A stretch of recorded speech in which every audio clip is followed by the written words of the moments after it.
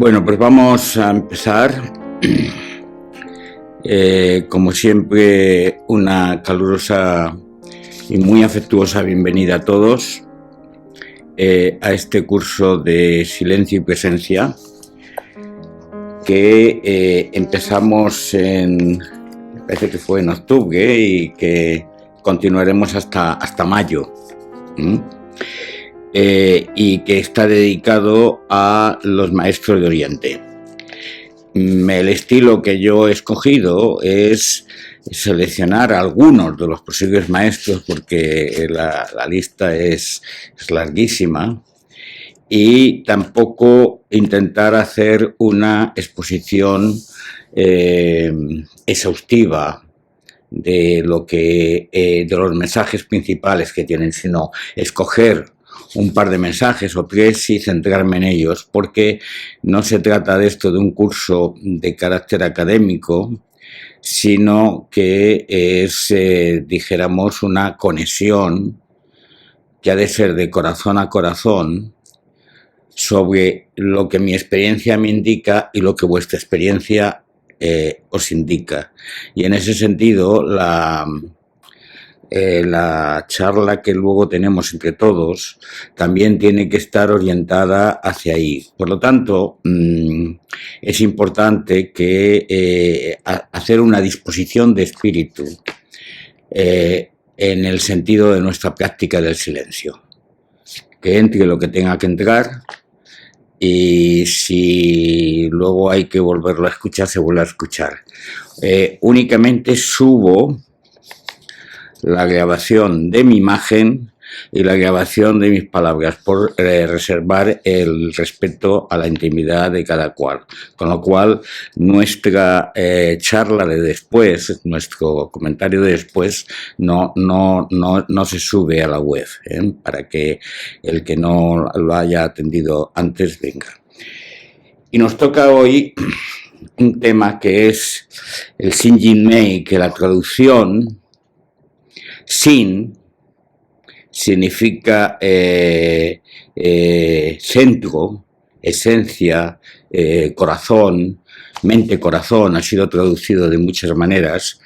Yin es canto y es la traducción que se ha dado en español es el poema de la fe en el espíritu. Esa es la traducción que se ha dado, aunque yo no me parece que sea muy adecuada. Como sabéis, los principales fundadores de las corrientes religiosas, en nuestro caso, perdonadme un momentito que tengo que apagar.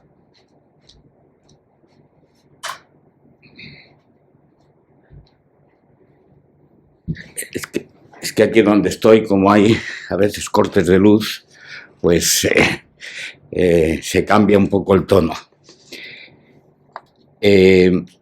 Los principales fundadores, me refería a Buda y a Jesús de Nazaret, no escribieron nada, no dejaron nada escrito.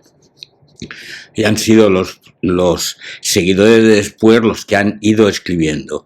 Por lo tanto, a la hora de entender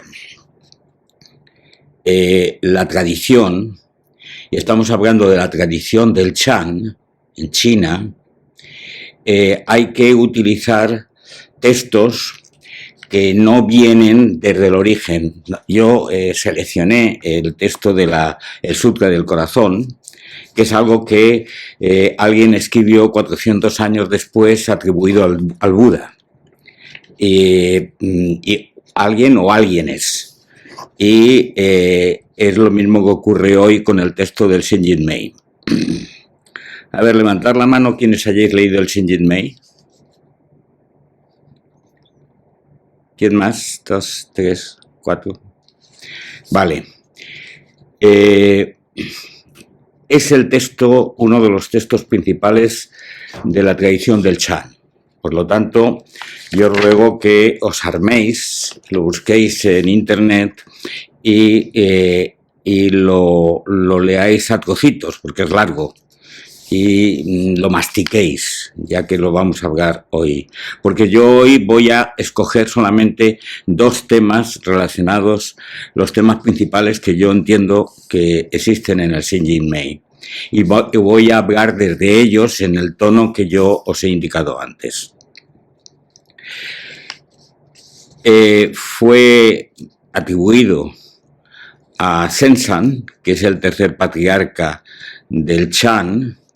Dijéramos, después del Bodhidharma estaría Huikuyo, y después de Haikuyo estaría Shenzhen. Hay una historia muy bonita de la transmisión de Huikuyo a Shenzhen, en el sentido de que el segundo patriarca le entregó las atribuciones de patriarca y desapareció. Y en esa desaparición, pues decían los estudiantes, los monjes, que a veces le veían tomando sake en la taberna del pueblo, y a veces predicando en el gozne del sitio de meditación, y a veces perdido por los campos. Dijéramos que de ahí viene la tradición de oscurecer el brillo y borrar las huellas, que es otro tipo de charla que vendríamos a dar. Bien, con esa introducción me meto en los dos temas que yo quiero hablaros hoy. El primer tema es el tema de cuál es el camino, de acuerdo con el Xinjiang. Y el segundo tema es el tema del nodos. El Xinjiang empieza con la siguiente estrofa. El camino que conduce a la liberación, empieza diciendo, el camino que conduce a la liberación no es difícil ni tampoco es fácil. Todo consiste en evitar la codicia y el odio que conducen a la ignorancia, en evitar atrapar o rechazar. Si ambos están ausentes, todo se vuelve claro y diáfano. Si leéis alguna de las traducciones del Xinjiang, a veces se cambia el tema que yo he puesto aquí, codicia, por amor y odio, y eso genera mucha confusión. Por lo que yo luego explicaré, al menos mi visión es que de lo que estamos hablando es de atrapar o de rechazar, o sea, de coger o de soltar. Dijéramos que el rechazo lleva a la ignorancia, y al tema de la ignorancia hay otro tema también que en otras traducciones aparece como confusión, y yo lo interpreto como dogma, como la verdad, lleva a la verdad absoluta atribuida teóricamente en función de que yo acepto, o sea, yo recojo o yo rechazo. En el llamado Sermón del Despertar, que es atribuido al Bodhidharma, empieza de igual manera. Empieza diciendo que el camino es el desapego de los tres reinos. Y los tres reinos que él cita es el reino de la codicia, el reino de la aversión y el reino de la confusión. Entonces, tanto en un caso como en otro, se nos está indicando que si queremos avanzar por este camino, nuestra vía empieza con el desapego de esos tres reinos, salirse de los tres reinos. El reino de la codicia o posesión esclaviza al ser humano y es el resultado de un proceso de egocentrismo y de depredación. María Corby utiliza mucho la palabra depredación en el sentido de atrapar, de quedarme con, de poseer, de controlar.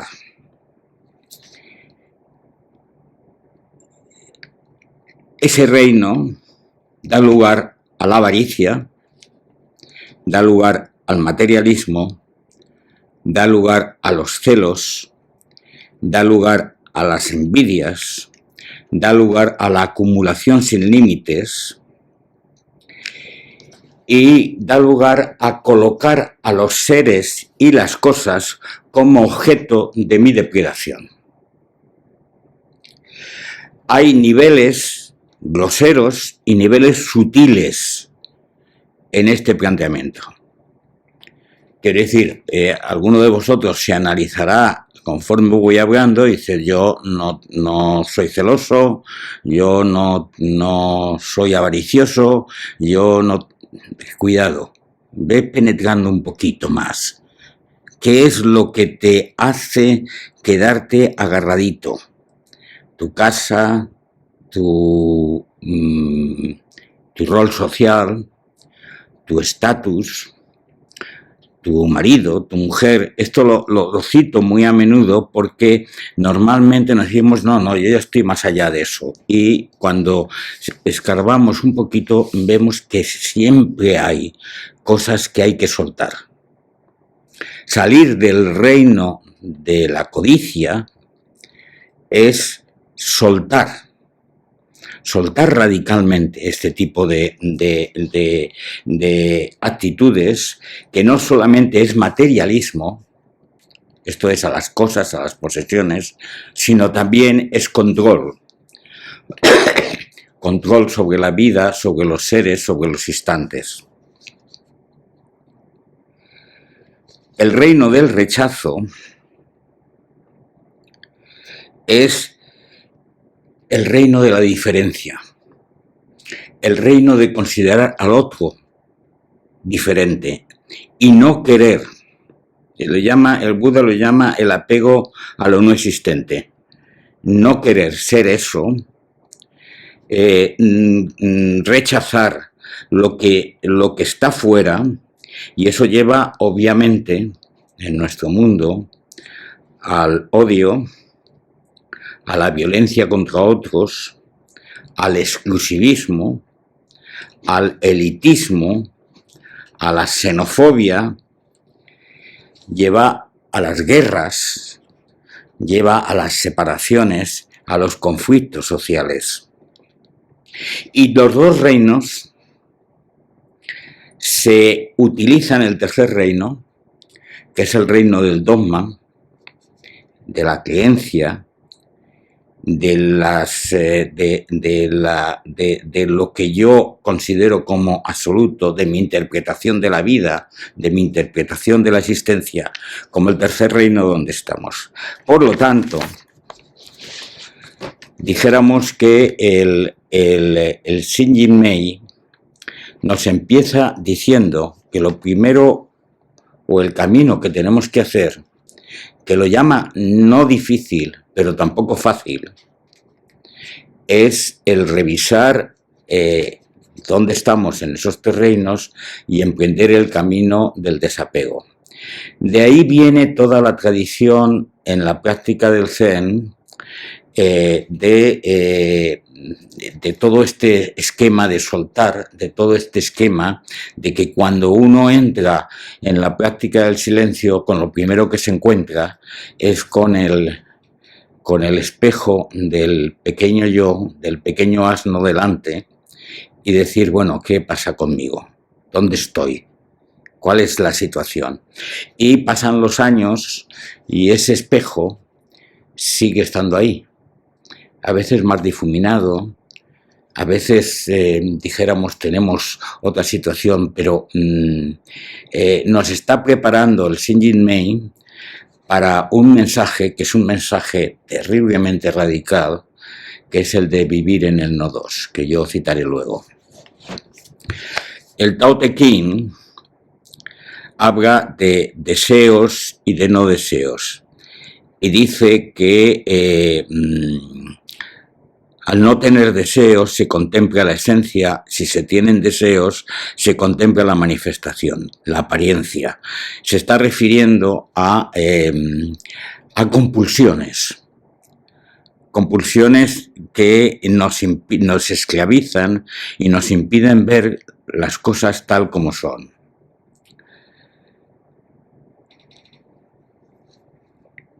El dogmático, el creyente, que puede a lo mejor estar liberado de muchos elementos materiales y que a base de su sacrificio a lo mejor ha hecho el esfuerzo de romper con estructuras sociales, etcétera, pero si sigue siendo dogmático, estará esclavizado y generalmente tendrá, dijéramos, que arañar en los otros dos reinos respecto al tema de limpiar lo que ahí queda. La pregunta es, ¿qué es lo que no puedo soltar? ¿Cuál es mi última renuncia? Cuando yo he avanzado en este camino y he soltado muchas cosas, ¿cuál es lo que no quiero mirar? A veces son situaciones, a veces son seres, a veces es el control, a veces el control es consecuencia de que si no controlo mi existencia, si no controlo este momento, me puedo perder, y nos cuesta ese proceso de desnudarnos para captar la esencia. El camino del rechazo y de la diferencia, de que se establece sobre la base de la diferencia, nos lleva al tema del igualitarianismo como forma de vida. Quiero decir, habitualmente, solamente sobre la base de crear una división entre yo y los otros, es sobre la base en que el planteamiento del rechazo se puede dar. Y ¿quién de los maestros que conocemos es más radical con el igualitarianismo? Porque esto no es una clase, no decís levantar la mano y digo yo. Jesús de Nazaret. Jesús de Nazaret tiene tres mensajes fundamentales. Un mensaje es la igualdad. Segundo es la comensalía, el compartir. Y tercero, el amor incondicional.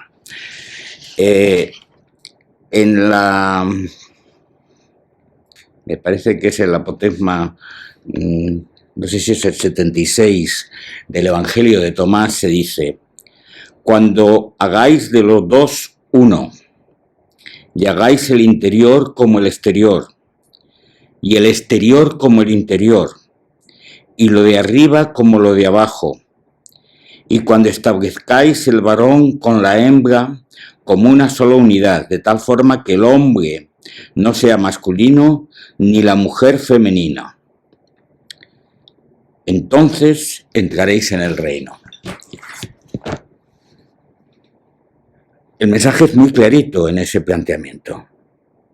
Y ese mensaje del planteamiento de igualdad es el mensaje que guió al maestro de colocar a los pobres, a los marginados, a los diferentes, primero, delante.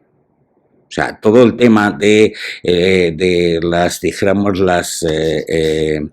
sus mensajes sobre el banquete, sobre el planteamiento de haceros como niños, etcétera, es mensajes sobre, mensajes sobre romper con la diferencia. Y llega hasta el punto de exigir al discípulo una renuncia radical a eso. Dice, por ejemplo, en el en Mateo 20:27 dice: el que quiera ser el primero entre ustedes, que sea su servidor. Así como el Hijo del Hombre no vino para ser servido, sino para servir. Esto lo hemos leído y lo hemos oído muchas veces. Mi pregunta que me hago hoy y que os hago a vosotros es: ¿lo aplicamos? ¿Lo aplicamos cuando vamos en nuestras relaciones sociales? Nos ponemos a servir a la gente, nos colocamos en actitud de servidor. Digo esto porque sabéis, a lo mejor, no sé, algunos que no me conocéis tan así, pues no lo sabéis bien. Yo soy bastante transversal. Hemos empezado por el Saint-Germain, que es del siglo VI de nuestra era, y me he ido a hablaros de Jesús de Nazaret, pero porque el mensaje viene seguido. Quiero decir, el reino del rechazo, si uno quiere caminar con eso, tiene que enfrentarse con el planteamiento que Jesús hace en relación con el tema de la diferencia. Si combinamos el no hacer diferencia con el tema de no atesorar, de no coger, de no codiciar, al final lo que nos quedamos es, nos enfrentamos con el tema del egocentrismo.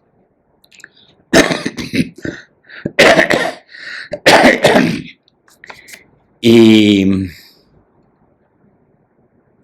ahí hemos repetido muchas veces el tema de ¿cuál es mi lugar? Y la respuesta es un sin lugar. No tengo un lugar propio. El camino espiritual es el camino de salir del lugar propio al lugar común. No hay un lugar que sea mío, no hay un nicho que yo quiera poseer. O como diría Corbí, no tengo más que vivir a la intemperie. Porque no hay, dijéramos, un cercado, un esquema en el cual yo me pueda situar. Esta liberación es fundamental, y esto es lo que el Buda llama quitar el nombre. Empieza diciendo que el apego empieza cuando ponemos el nombre. Ponemos el nombre a las cosas y las calificamos y las interpretamos. Entonces, el quitar el nombre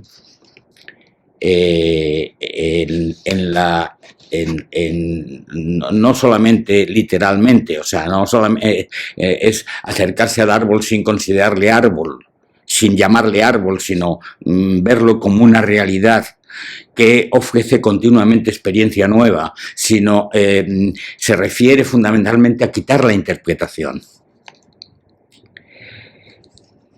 Este camino de la igualdad, de quedarse desnudo, de quedarse desnuda, es el camino que anuncia el Saint-Germain para prepararnos a vivir en el No-2. Pero este es un mensaje universal de los grandes autores, los grandes profetas y los grandes maestros. Y particularmente yo quería citar aquí las veces que Rumi viene a este tema. Luego en la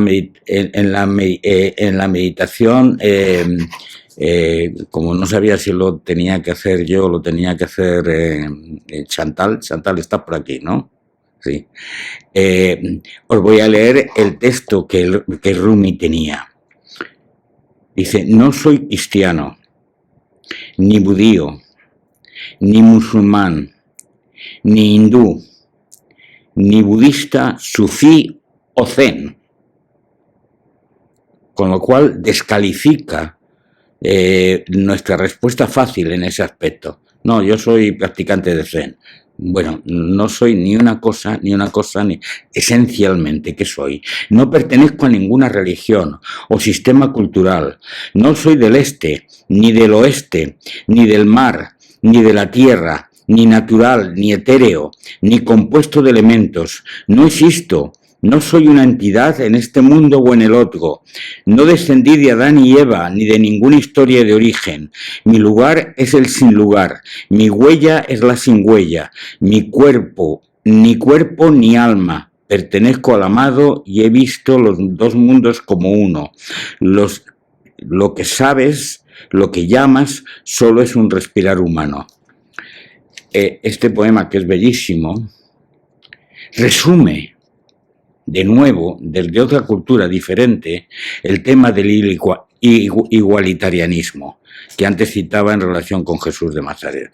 Y no creáis que Rumi lo cita una sola vez. Yo tengo aquí seis poemas pequeñitos donde cita esto. Dice, por ejemplo, no llames al candelabro mejor o peor.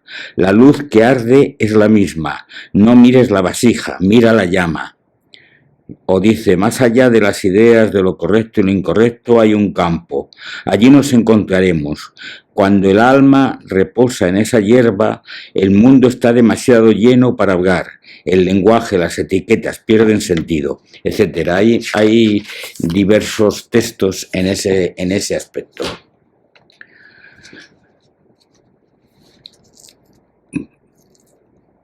Quiero pasar al segundo mensaje, que yo diría que es el mensaje central del Xinjiang, que es el del mensaje de vivir desde el no dos. En una ocasión, recientemente, no hace mucho, yo asistí a una charla de Martina. No sé si sabéis quién es Martina, ¿no? ¿Sí o no? Sí, ¿no? Bueno, pues Martina, que es mi mujer, tiene un libro que se llama Volver aquí, donde explica su historia y que yo os recomiendo que leáis, porque es una historia extraordinaria, ¿no? Como ella dice, una historia extraordinaria en una mujer normal. Bueno, pues en esa charla yo le decía, alguien le preguntó, bueno, ¿y para qué estamos aquí? Y ella respondió, normalmente el que conozca a Daniela Martina sabe que no es nada mental, sino que surge de aquí. Entonces dice, estamos aquí para aprender. Aprender a pasar de una conciencia de dualidad a una conciencia de unidad. Fijaos en la frase. Si yo me pregunto, ¿para qué estoy en este mundo? ¿Cuál es mi función? ¿De qué va mi vida? La respuesta que esta mujer da tras esa experiencia es para aprender a hacer este tránsito y entronca profundamente con el tema de esta segunda parte del Xinjiang. Quiero ilustrarlo leyendo la última parte del Xinjiang. O sea, cuando termina. Es un verso que tiene... yo no he contado el número de versos. No sé si tú, África, lo has contado. Pero el número de versos del Xinjiang, tampoco, ¿no? Pero ocupa 4 o 5 páginas escribiendo los versos. Entonces, dijéramos, el último trozo dice así: vacío acá, vacío allá, y sin embargo el universo infinito está siempre delante de tus ojos, infinitamente grande e infinitamente pequeño. No hay diferencia, porque las definiciones han desaparecido y no se ven límites. Lo mismo pasa con el ser y el no ser. No malgastes el tiempo con dudas y argumentos que no tienen nada que ver con esto. Una cosa, todas las cosas van juntas y entremezcladas, sin distribución. Vivir en esta comprensión es no estar inquieto a causa de la no perfección. Vivir en esta fe es el camino hacia la no dualidad, porque lo no dual es uno con la mente que confía. Palabras. El camino está más allá del lenguaje, porque en él no hay ni ayer, ni mañana, ni hoy. El tema del no dos está continuamente presente en el conjunto del Shinjinmei. ¿Por qué dice no dos? Porque yo tendría que corregir un poquito a lo que he contado antes de Martina, porque parece que se trata de que pasamos de 2 a 1 y todos somos uno. Pero sin embargo el texto del Shinjinmei cita en alguna parte que, a ver dónde lo tengo yo, cita que el 2 depende del 1, pero no os apeguéis siquiera a la unidad. ¿Qué quiere decir esto? Hay una tendencia a todo es Dios, todos somos divinos, todo es uno. Todo tiene que ver con un proceso en el cual nos hagamos uno con el espíritu. Pero el Sutra del Corazón no dice eso. Habla de la forma y habla del vacío. Y los dos elementos, las dos formas de ver la realidad están presentes. Y además los grandes maestros te dicen, para llegar a comprender el vacío hay que partir de la forma. Hay que partir de la realidad, de lo concreto. Con lo cual, no se trata de un proceso en el cual neguemos la diversidad de las cosas y entonces, digamos, como decían los antiguos, que este mundo es el enemigo del espíritu y lo que tenemos que hacer es rechazar al mundo, sino se trata de que a través de nuestra experiencia concreta, aparentemente separada, pero solo aparentemente, seremos capaces de comprender lo uno, capaces de comprender la visión dual de la existencia, la visión bifrontal de la existencia. No se trata de que hay un 2 y luego pasamos al 1, sino que el 2 y el 1 están juntos. Al decir 2 me refiero a la multiplicidad de las expresiones, de las manifestaciones, de las experiencias.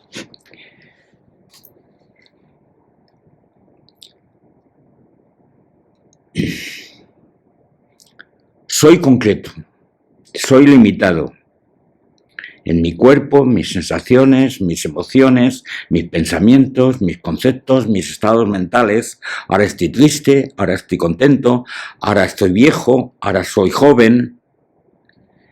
Pero en esto que soy, al mismo tiempo dejo de ser. Y esto es donde la cabeza se rompe para el que quiera meterlo todo desde aquí.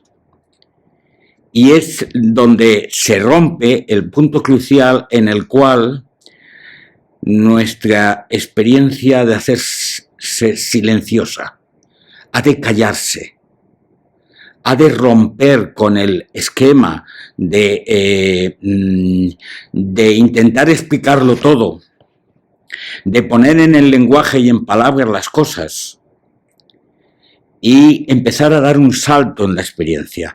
Y eso es un proceso que tenemos que hacer todos. Y por eso hemos empezado con el todo consiste en no coger ni en rechazar. Si todo consiste en no coger ni en rechazar, ¿qué es lo que tengo que hacer? ¿De qué va mi vida? Pues cuando lleguemos a Saint Germain nos llamará calvos idiotas y nos dirá de qué estáis haciendo dando vueltas continuamente a los pensamientos, a las cosas, a esto es así o es asá. Y dice, pues come tu arroz, vete al váter cuando tengas que ir al váter y camina. Entonces ahí lo que hace Lynchy es romper por completo con ese esquema de que nuestra vida tiene que ser que yo la tenga que entender. Y si no la entiendo, no estoy tranquilo, no me siento a gusto. Y si no la entiendo, al menos que pueda controlar los procesos que van sucediendo. O sea, cada momento que llega pueda captar. Lo que nos dice el Chan no es eso. Es vive el momento. No lo entiendes, no lo interpretas, no lo controlas, pero acéptalo. Y en ese sentido nos enfrenta de nuevo a que no podemos crear una estructura mental de la existencia, de tal manera que podamos hacer una interpretación y podamos meter nuestra interpretación de la existencia en un saco de creencias. Dijéramos que en nuestra vida muchas veces vamos por la vida diciendo para entender las cosas y vamos metiéndolas todas en un saco. Y entonces tenemos un saco largo en el cual está metido todo lo que creemos o cómo entendemos que son las cosas o cómo interpretamos que son las cosas. Entonces,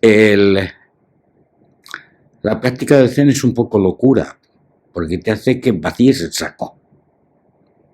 Y si vacío el saco, ¿qué tengo? ¿Cómo voy a caminar a partir de ahora? ¿Qué es esto de caminar desde una conciencia de no dos?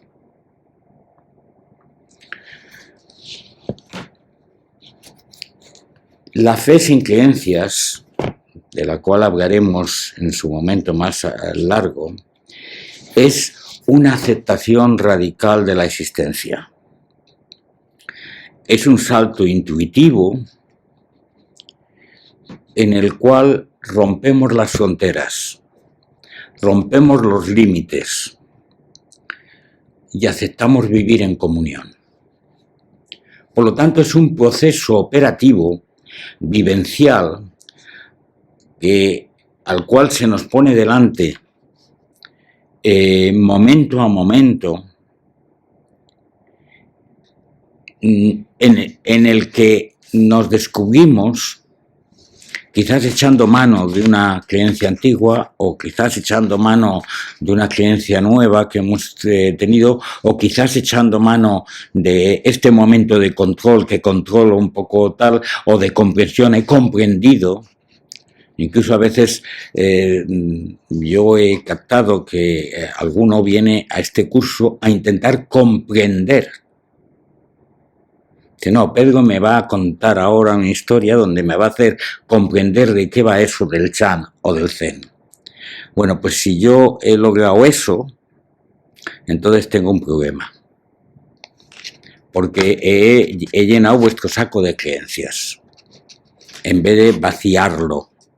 O sea, sí, tanto en cuanto se convierte en un planteamiento absoluto.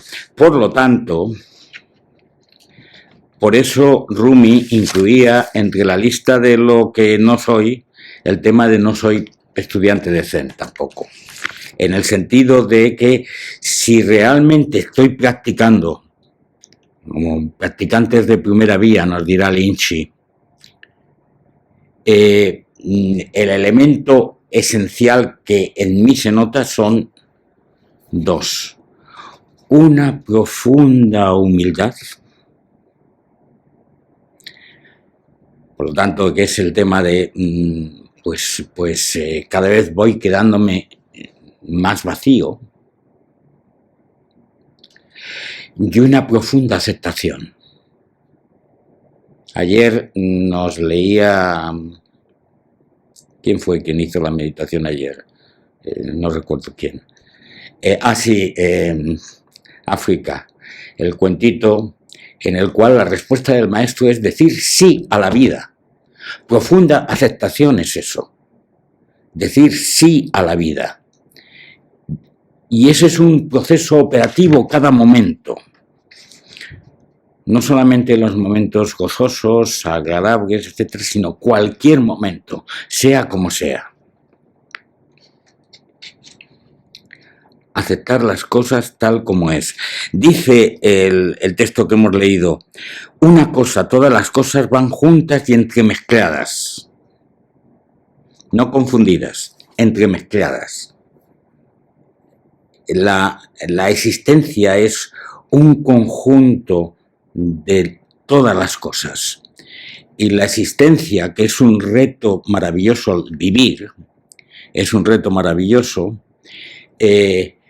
consiste fundamentalmente que en vez de ir colocando por la vida parapetos o límites que me defiendan de los agentes exteriores, es el ir aceptando en cada momento lo que ocurre, lo que me ocurre, lo que te ocurre, lo que nos ocurre,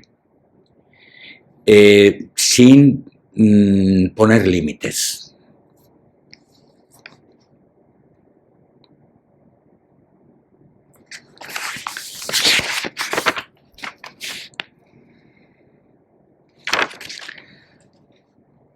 Por lo tanto, en la práctica nuestra hablamos mucho de practicar el silencio. Y hoy quería comentar un poco por qué esto es así. Porque el mundo del no-2 es un mundo de silencio, no es un mundo de ruido. No es un mundo de lenguaje, no es un mundo de interpretaciones. No es un mundo de experiencias mentales maravillosas. Aquí alguien me puede decir, pero ¿estás rechazando la mente? Y como ya he dicho en otra charla en este curso, no, la mente es maravillosa. Es uno de los fenómenos más maravillosos del universo. El tema de este proceso de elaboración, pero es un instrumento. No es el centro de la existencia, es un instrumento de comprensión, pero luego hay que matar esa comprensión que hemos querido adquirir. Y llegaremos al final de nuestra vida con el cuenco lleno o con el cuenco vacío. Bueno, pues de acuerdo con esto tenemos que llegar con el cuenco vacío. Nuestra tarea es que esté vacío para que no exista cuenco. Alguno de vosotros supongo que os acordaréis del tema del boyero, el poema del boyero, los 10 cuadros del boyero, supongo que sí, de Cacuán, ¿no? Bueno, pues hay uno, que es el que a mí más me gusta, que es cuando desaparece el buey. Cuando ya de pronto me he pasado 7 cuadros persiguiendo al buey y de pronto ya no está el buey. Y ya no está ni el látigo ni la soga siquiera. Ese salto es el salto que aquí se nos está planteando.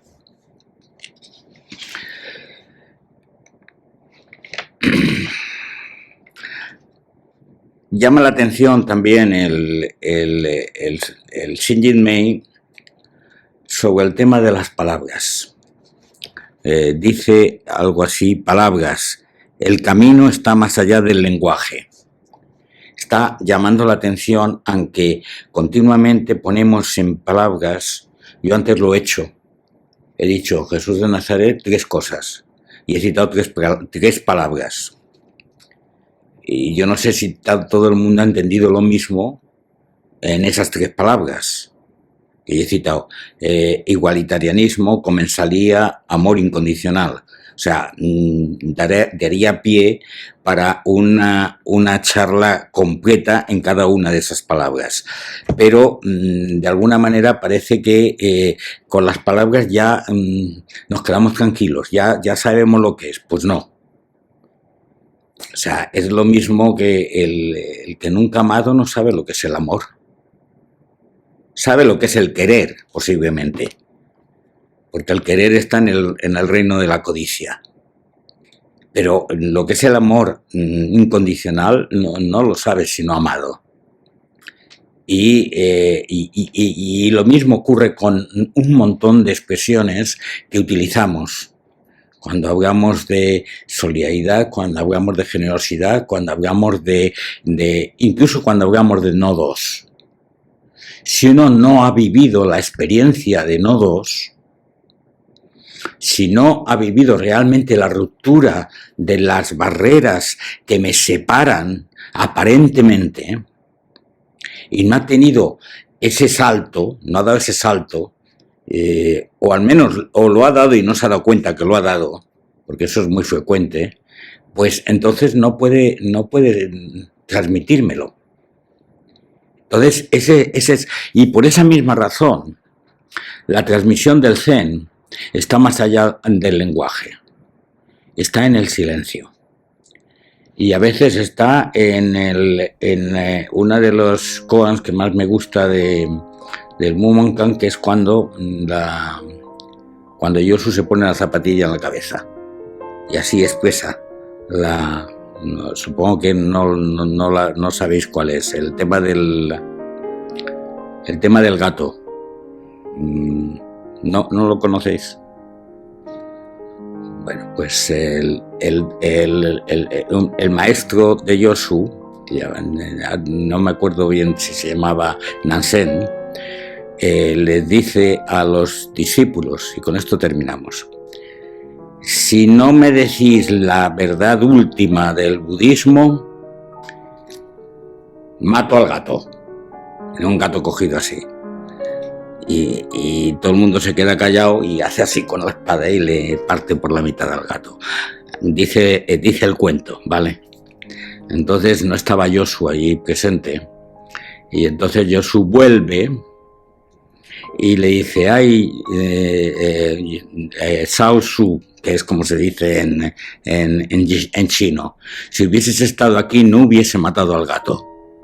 Entonces Yosu, como toda respuesta, se quita las sandalias, se lo pone en la cabeza y se marcha. Y ese es el koan. Y ahí acaba el koan. Y entonces el maestro tiene que preguntarle al estudiante: interprétame este koan, ¿no? El tema es que es la transmisión que hace Yosu, es una transmisión que está rompiendo por completo con el lenguaje. A eso es a lo que yo me refería. Rompiendo por completo con encorsetar en 4 palabras bonitas una expresión. Y por lo tanto yo decía que acababa con esto me callo.